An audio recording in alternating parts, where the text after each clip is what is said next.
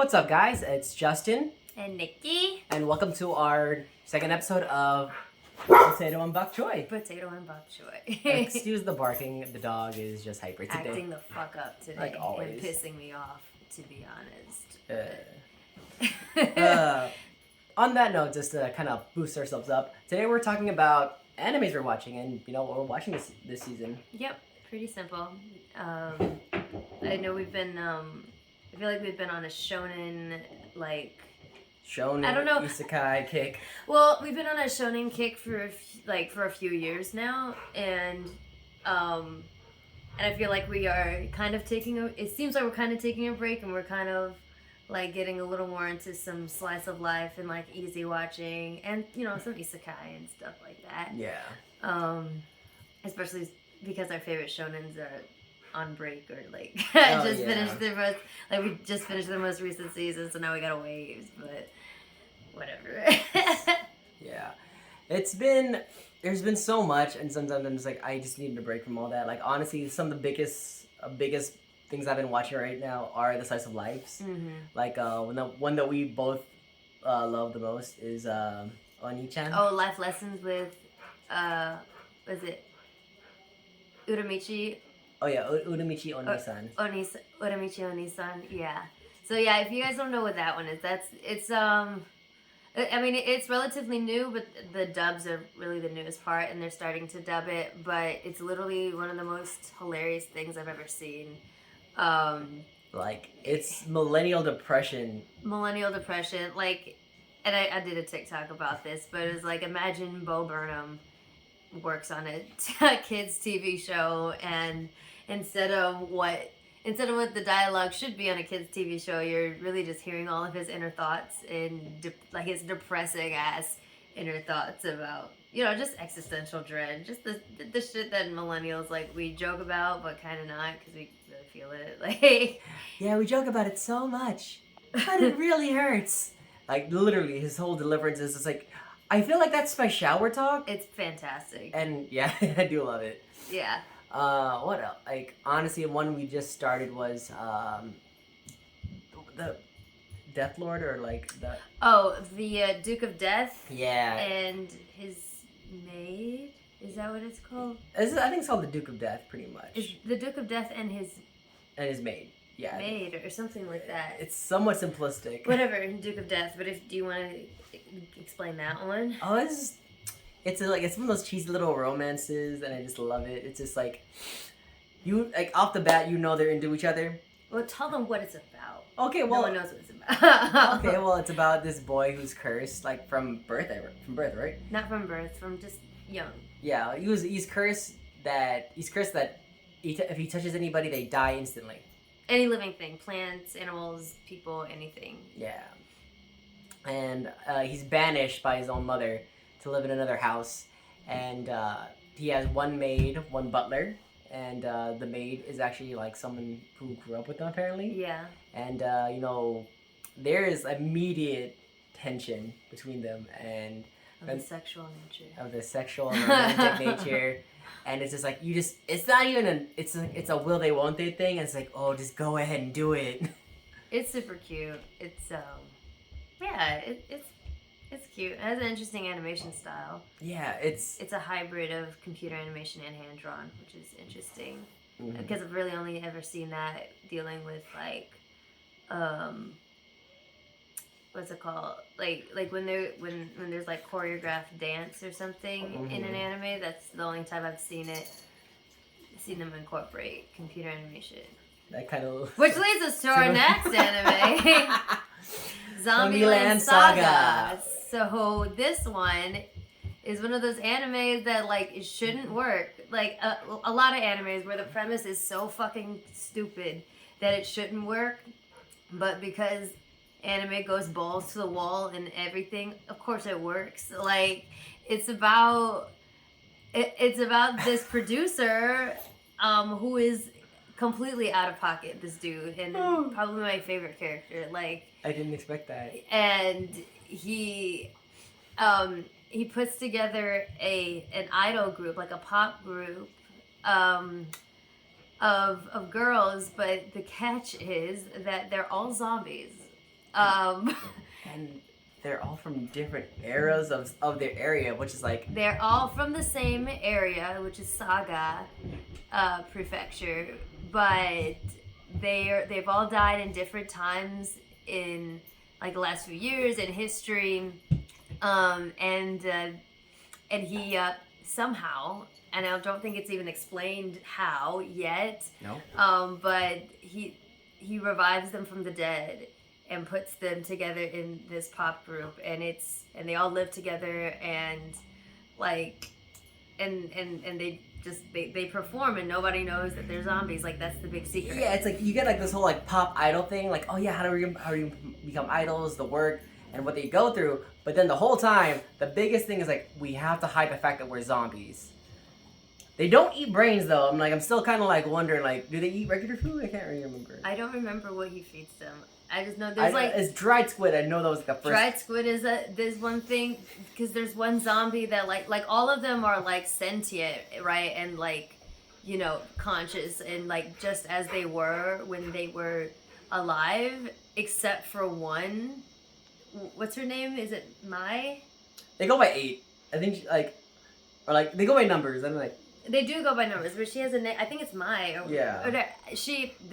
There's just one member of the group that is like still in almost full zombie mode, except when she's performing, and so she's just like a rabid dog, just running around, and everyone else is like trying to contain her. Like, it's really funny. Yeah, it's like and endearing. It's so like weird. in the idol group, everyone has their own identity, and even though they all work together, they all stand down their own way. And it's like, okay, so like she's just the weird one in the group, or the one that's on her own drum. I'm like, all right, yeah, cool. she's just like, yeah, and of course with like all anime, like no matter how ridiculous the premise is, something is they're always gonna find some way to like hit you in the heartstrings, like tug at your heartstrings. And so just when you think that I'm not gonna give anything away, but just when you think like the premise of this is like so fucking out of this world, they start going into backstories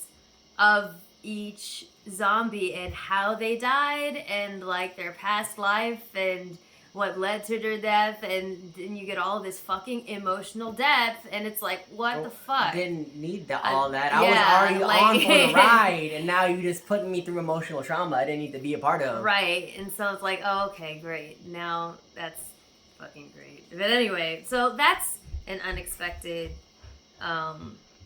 hidden gem.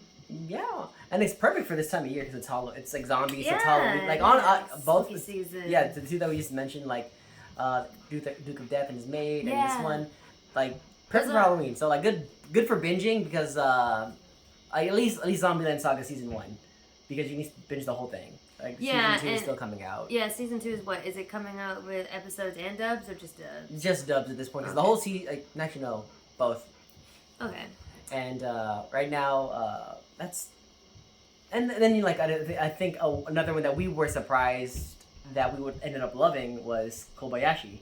Oh, I was like, I hope we don't forget to talk about Kobayashi, which is literally on the TV right now but muted. Yeah. It's so cute. Yeah, like I fell in love with this one first. So I was like, oh my god, this is cute, it's adorable, it's relaxing. It's a segment anime, so it's like Psyche K and a bunch of other ones that we like. Mm-hmm. And it's just like, and there's still like a good story throughout. But it's just like, it's so relaxing. It makes me happy. There's barely anything that makes me sad. I'm like, alright, I like this. In case there's anyone who has not heard of Miss Kobayashi's Dragon Maid, which is weird. Yeah. But I mean, I didn't watch it until like this year. So, and it's been out for a minute. 2018? For like the first season at least, and then the second season they're doing now, which was a pleasant. No, yeah, that was a very. I was like, oh, thank God. Ooh, I was not expecting that gem. But basically, if you haven't heard of it, Miss Kobayashi's Dragon Maid is about a girl named Kobayashi, and she she's like a 9 to 5 kind of a Haruhi Fujioka type girl, honestly. Right? I had to think, like, is it the same voice? It might be. My brain doesn't. It very well might be. We need to look because it was a shower thought. I was like, oh, I love Kobayashi. Like I identify with her a lot, and like she gives off a lot of Haruhi vibes. And I was like, maybe they really could have the same voice actor.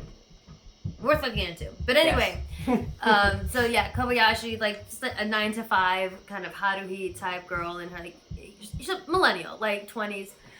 And she gets drunk pretty often, as some of us do or used to.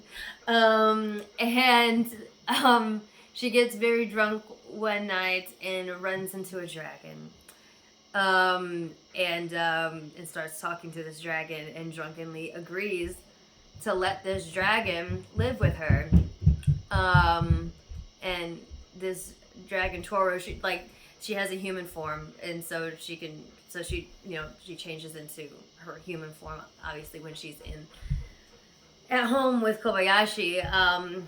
But basically she wakes up and is like, oh fuck, I did invite a fucking dragon to live with me. And so basically to earn her keep, Toru is like, I'll be your maid. And Toru, the dragon, is like completely obsessed, like literally like in love with Kobayashi, and is just like a never-endingly flirting with her. And Kobayashi is just like, bruh.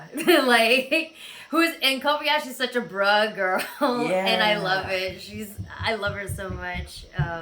But yeah, it's really cute. And then other dragons come into the picture, and I won't talk about all of them, but I do want to talk about the youngest one, who's my favorite, Kana. Kana is the dorks. Yeah, because obviously, like, all these dragons, like, they're older. Like, they've been around for, like, hundreds of years or whatnot. But, like, if you're, like, but they're still, like, they still age. They have their like hierarchy of age. Yeah, they have their aging process as dragons, and so the youngest one, who is like, obviously like hundreds of years old, of course, but she's like a toddler. She's like elementary school age. I think kindergarten. No, she's like elementary school. She's like 6 or 7. Yeah. 6 or 7, and her name is Kana, and she ends up coming to live with Kobayashi and Toru as well, and so they kind of form this cute little nuclear family of like Kobayashi as dad, Toru as mom, and then Kana is their kid, and Kana takes on Kobayashi's last name, and Kobayashi enrolls her in school. It's like she's just so cute. It's all cute, but there's a little bit of like terror from the dragon part, but it's just like dragon parts are really cool and really fucking funny when they do dragon shit in their dragon forms, and you like forget like, oh yeah, they are fucking dragons, they do dragon shit. But it is so cute, and like and basically like Toru and Kana and some other characters that come into the picture decide that they want to live in the human world, and so it's them adjusting basically to life in the human world. But the 3 mains are Kobayashi, Toru, and Kana. And I can't stop talking about Kana because she's so fucking adorable. And just like she's literally the cutest anime character that I have ever I feel like ever. Yeah, it's just like anytime she speaks, it's like it's so. Why is it so cute? Why? She's just like this introverted, kind of very quiet little child that's just like.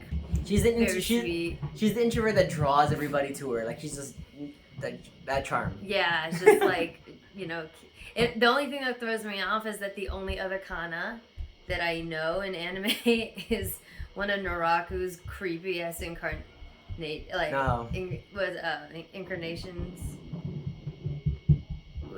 From Inuyasha. The mirror one, right? The mirror girl, Kana. Yeah. I love how they're both like small little girls.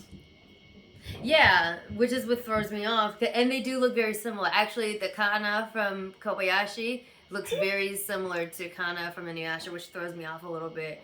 So I'm like, the last Kana I ran into was creepy. But that's it. But yeah, so yeah, Kobayashi's on its 2nd season.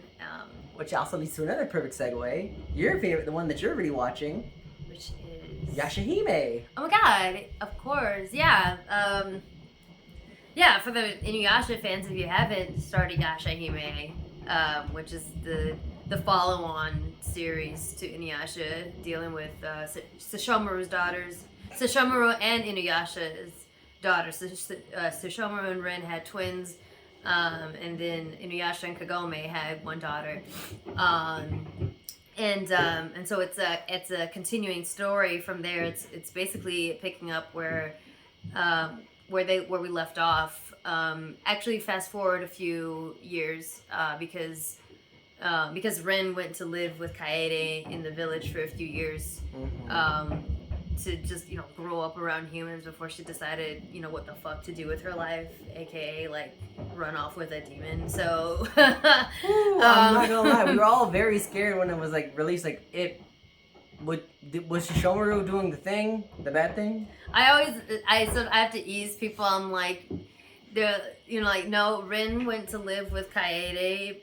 Kaede made sure, she was like, we don't need some craziness. Like, she was like, no, Ren needs to live with people and like grow up, and before like making any other decisions. But yeah, so they do have twins, and they get separated, a la Kagome and Inuyasha. One goes to the present era, one stays in the feudal era, and so we're on season 2 of that right now. The parents are in some different predicaments, and so there seems to they're going to start moving towards resolution of that in season 2. Because we were left with a lot of questions. There's a lot of questions in season 1. Yeah, it was like that happens every time you start an anime that's based off another anime, because like you have to start off with the mystery so that people keep watching, so you're not resolved so quickly. They did it pretty well too, because I was like, damn, they are dragging this out, but I don't mind, because I don't mind like character building. I don't mind fillers. Yeah, they had great stories. They had good things. Love seeing Jacken. Jacken, oh my god. I just love saying his name, Jacken. They did bring back one thing triggering about this fucking show is that they brought back. So, this isn't triggering. They brought back as many original voice actors from the original Inuyasha as possible, which is great. Unfortunately, one of them passed away, Kirby Morrow, the voice of Moroku, and many other characters, such as Goku, actually. He was Goku in past installments of Dragon Ball. But yeah, he passed away during the dubbing, which was really, really sad. And so the last time you hear him as Moroku is in season 1, so that was pretty heartbreaking. But and they did bring back the original voice for Inuyasha, Shishomaru. But who they brought back that fucked me up is Kikyo. And that voice is triggering to me because I can't stand it. You know what made me really, like, when you were watching it, I was just like, I knew it was just egging you on, but I just wanted to be like, in the end, you know that this is not even like a real one. I don't even want to say like how Kikyo's personage comes into play. I'm just gonna say that it was very startling. Which is funny because like we saw the sub first because the dub comes after, and so like we saw like I'm like, oh, so this person is, of course this bitch is getting dropped in here somehow, and then we watched the dub, and then the dub voice came, and I was like, oh goddamn, that's really her. It's really fucking her. Like, it's that English voice. It's like, oh. It's like, yeah, it brought back memories. But yeah, so yeah, Yashahime. Some people think it moves too slow. I don't think so. Like, but I'm a pretty patient person. I'm pretty easy to please. Like, Inuyasha in itself had really interesting pacing. It had a lot of fillers that for me, like they served as character development, and it was fun, and I liked it. Like, I didn't care if it didn't move like move the story along like super fast. Like, sometimes I don't care about that. Like, sometimes I just want to see the characters interact with each other, and I don't care what context it's in. Yeah, I mean, in the end, like, the reason they had so many fillers and whatnot is because like animation versus like the manga coming out at the same time is still like way too slow, or like the manga was too slow, the anime was too fast.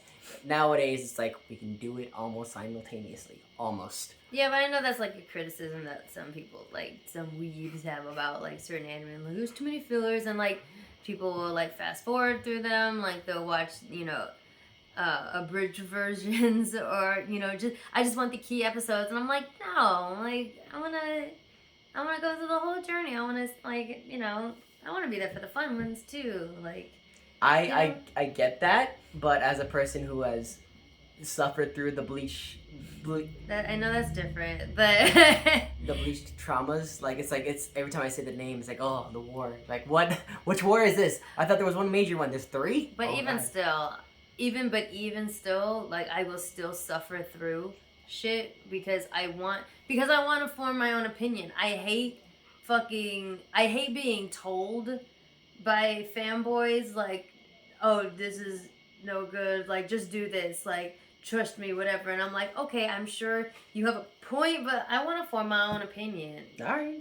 Like I'm not mad at that. I'm just more of like, I there are sometimes like I want to say just to save you time, like it's a lie. There's worse things I can waste my life on. That's fair. We did watch all of Game of Thrones. It was good until the last season. Until the last season, exactly. And then they just like, oh, we forgot to adjust the brightness here. Like, are you serious? More than that, but yeah, like I. To be fair, that was all of George R. R. Martin trying out one ending and seeing if it would succeed or fail, and now he's just writing another one for the book. I'm like, you smart, tricky bastard. Wow. Well, yeah, that's pretty smart. Yeah. But anyway, back to anime. Sorry, I went on a. Yeah. Well, one I'm personally watching on my own is Moriarty, the Great Patriot. This one is a Sherlock Holmes based one, except through the eyes of Moriarty and how he ends up becoming the Napoleon of crime. It's interesting, and then when you get introduced to Sherlock, it's like, oh, this is a very like every version of Sherlock is almost very similar. It's like egotistical, very big, introverted, maybe. No, not introverted. After like Sherlock Holmes, like with Robert Downey Jr., every Sherlock Holmes has been like, oh, I have this biggest ego in the world. You can have a big ego and be kind of introverted. Like I consider Benedict's Sherlock to be an introvert. I consider him an ENTJ. INTJ. Yeah. But it's a really good show. It's interesting how you see how like this Moriarty isn't driven by, like just money. He has a very good drive, and you're like, I'm for the cause, but I'm not sure about the execution here. But I'm interested to see how it's gonna go. It's on its mid-season pause right now from the dubbing at least. Like I've waited at least a month for the newest episode, and it's been killing me. But Funimation only has so many voice actors that they have to rotate through. They have literally fucking 10. Like,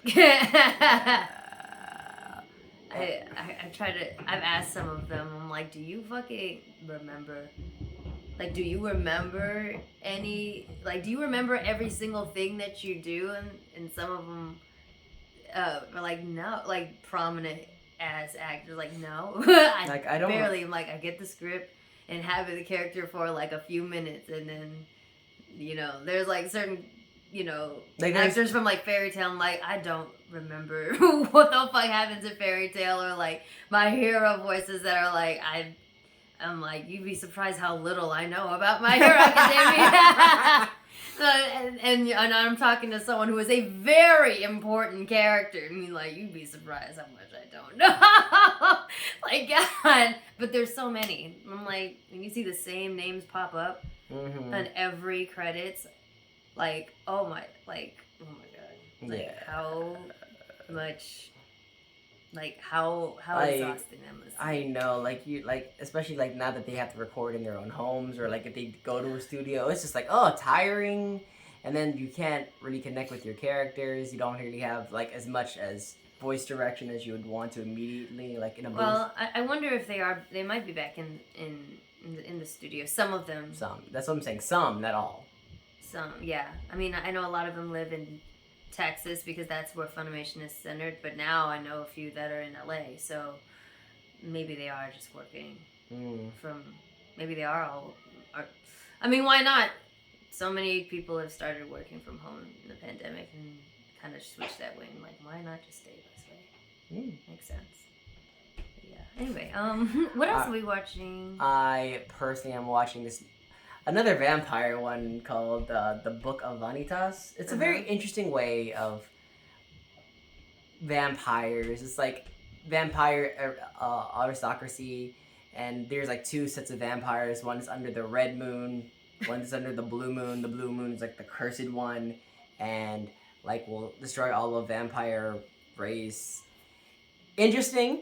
I don't know really where it's going. I'm just enjoying the ride right now. It's like, oh, it's pretty. Let's go for it. It's pretty. It's pretty. Let's go with it. The artwork's nice. Like, I love like a good snarky protag who's just kind of like, all right, I'm going to be a huge douche, but you're gonna love me for it because he actually has good intentions. And I also love the fact that his whole thing is like he's petty, and like the one thing that drives him out through the whole anime is like, I'm here to say screw you to my teacher by doing the thing he told me to never do. And his teacher's dead, so he's just doing it now. Yeah, it's petty, and I love it. Oh, we're watching Welcome to Demon School. Oh, Aruma-kun. Aruma-kun. Yeah, that's actually one that I've been vetting for so long, and we've loved it. So cute.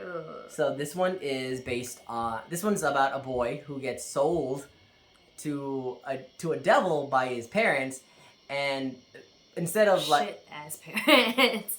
They reiterate that a lot, so it's not even our opinion. It's actually over and over. They're like, Iruma's bitch ass parents sold him. Like not of course not in that way. Like his fuck ass parents sold him to a demon, who ends up adopting Iruma to be his grandson, not his son, grandson. So I was like, okay, that's weird. Okay, we're gonna ignore that part. But grandson, and then enrolls him into demon school, where he learns to be a demon. It's like My Hero Academia, but way lower stakes, as in, I mean, there's stakes, but it's not serious almost at all. Like, the only stake that he has, which is something like you can kind of assume from a human being in a demon world, is not being found out you're a human. Yeah, they can't find out because they eat humans. Yeah. Kill demon things, you know. And so the highest stake right now is that Iruma can't let anyone know that he's human. And holy shit, like it is it's like it's so funny. It's through the sheer dumb luckery of this boy and his like unseen like kindness and good heart. He's a Midoriya type. Like he's literally Midoriya. He's a Midoriya type. Looks like him, even just has blue hair. Like literally he's Midoriya. He's Suzuki Midoriya. Yeah. And honestly, it's on season 2 right now. We're still in the midst of it, and even though watch that tonight. Yeah, even though every season is long, they are worth it. It's all funny. It's all cute. So cute. And he has these two friends that are demons, and like one of them is like the strongest, like most terrifying demon in the school, but like true to every anime, like the main character is worshipped for no reason, and so that demon like absolutely loves him. He's like, let me carry your bag for you to school every day. And then the other one is this girl Clara, your favorite, my fucking favorite, because she is so like she is just so wonky and not like just like for once like a female anime character that is not sexualized like at all. And I just have to say, like, there's literally, okay, I do want to watch this episode tonight before we go on with the rest of season 2, but there's one episode where Clara is just trying to figure out how to be seductive. No, that one. and sexy, because she ends up having, because she has a crushy, like a little crush on Iruma. She doesn't know. Here's the thing, she's so oblivious. She doesn't even know. Like she doesn't know what work her emotions out on that one. No, and so she's trying to figure out how to be sexy. It's an entire episode dedicated to that. And when I tell you, it's probably like one of the single funniest episodes of anime that I've seen in my entire life. As in, like I screamed, like died laughing. Like it was, like I'm telling you, like it was ridiculous and so cute. Again, another like low stakes like, it's technically a shonen. I guess It's technically a there's shonen. enough action where you could consider it, but I'm just more like it's slice of life at this point to me.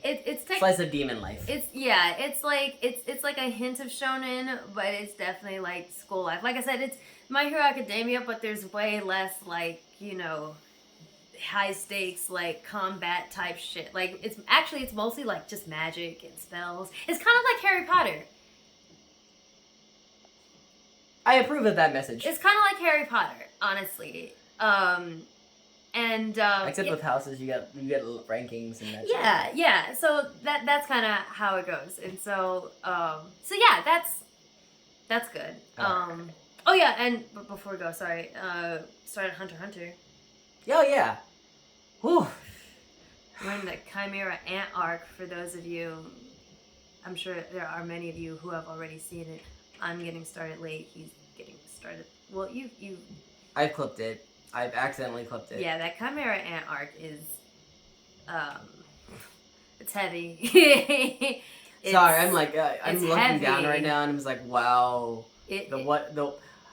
That anime did not pace itself out the way I thought it would, and I was, wow, very impressed with the writing and everything in there. It is heavy, cause I was like, oh, for 3 seasons, I was like, oh, it's pretty formulaic, shonen, but kind of an easy watch of shonen a little bit, except Hisoka is fucking creepy, and then the Chimera Ant arc hit, and I was like, wow, I want Hisoka back. Like, I'd rather deal with Hisoka than this shit. This is crazy.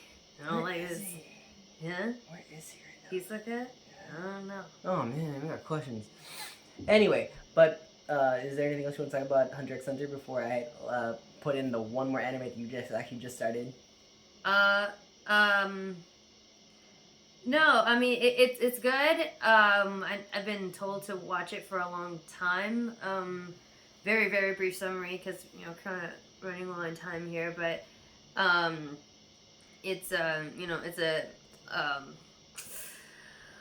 fantasy world where there's like a bunch of different kinds of creatures and shit like that, and you can. Hunter x Hunter's been out for ages. I don't think we need to send that. Some people don't know Hunter x Hunter. Really? Hunter x Hunter. Some people don't. That's why I'm giving a very quick one. That's why I'm giving very quick, just in case there's someone out there. Got to cater to everybody. Just in case there's someone out there that doesn't know. Mm-hmm. But like, you can take an exam to become a hunter. So you have a license to basically like hunt and kill these creatures and monsters and kind of basically anybody, apparently. But yeah, this 12-year-old kid goes and decides to do it because his dad was a hunter and abandoned him. And he's like, I'm gonna become a hunter because my dad's a hunter, and then I'm gonna go find my dad because I want to know. Unironically, what was so great about being a hunter that he abandoned me? Unironically, this kid Gon says, and I'm like, okay. Such a pure ball of joy. Okay, that's all right, fine. So yeah, that's Hunter x Hunter. It's good. But we're in what, season 4 or 5? 5. 5, and it gets heavy. And after that, nothing. Yeah. So there's season 6. No, I mean like after this. I mean after we're done with this series, nothing. Yeah, I know. Oh, the wait begins. And now, for the final part, the anime that you just started today, that you are going to be on this love journey for. What, One Piece? One Piece. I barely started it. We were having conversations and with it in the background. She still started it, and now the journey begins to set sail. So very loosely, very loose, very very loosely. No, like I turned it on. We turned it on. I didn't watch it. Yeah, I was like, all right, you guys need to start watching, and then like you guys start talking. Like, it's fine, I don't care. I'm working here in the background. But I still have no idea what the fuck. So I still have no idea what the fuck is going on. All I know is that somebody lost an arm. All right, so One Piece is about about becoming the Pirate King. Yeah. And the main character is Luffy. Luffy, yeah. Who is a rubber band man. Yes. And his whole thing is like he's collecting a crew to go to the Grand Line, which is where the One Piece is supposedly at. And it is taken over 1,000 episodes to not even get to the Grand Line. And we are just now starting this journey. You better be good ass episodes. Dude. Dude. There's 1,000 of them. Dude. Okay, like, one of the biggest battles was 8 episodes long. And every episode did have a fight. And it was nuts. And even the writer was like, that's not even the best one yet. It's like, that's not it? The most epic anime I've seen is Fairy Tail. And that had how many episodes? 2, 3. 5 seasons times 25. 5? No, there was way more than 5 seasons of Fairy Tail. There's 9. Oh, so 9 times 25. I know good at math. 225? Ooh, that's only a quarter. Barely a quarter. That's the longest anime I've seen. Is Fairy Tail. Yeah. Shit. And then 100 year. 100-Year Quest is coming out next week. And that one next year is what we're expecting. Anyway, I think that's a good place to start. We've gone through almost all the anime, like all the animes we've been watching lately. We have. Yeah, and it's been a fun journey, fun ride. All right. Well, thank you guys so much for tuning in, watching or listening. If you don't know, please check out my wife, Nikki Marina, on her TikTok, her Instagram, all of her social medias, and I'll probably plug them in the bottom. And you. Yeah, follow me too on TikTok, Instagram. I don't. What else do I have? I barely use You that. need to start using your social media. If we have a fucking podcast, I got my shit straight. Where's yours? I am the support. I am the best. You are the pro tag. I am the support. We've talked about this enough. Well, on the podcast, we're equal partners, so now you need a social media. I don't know, like. All right, guys. Well, while I work on that, we will talk to you next week. All right. Bye. Bye.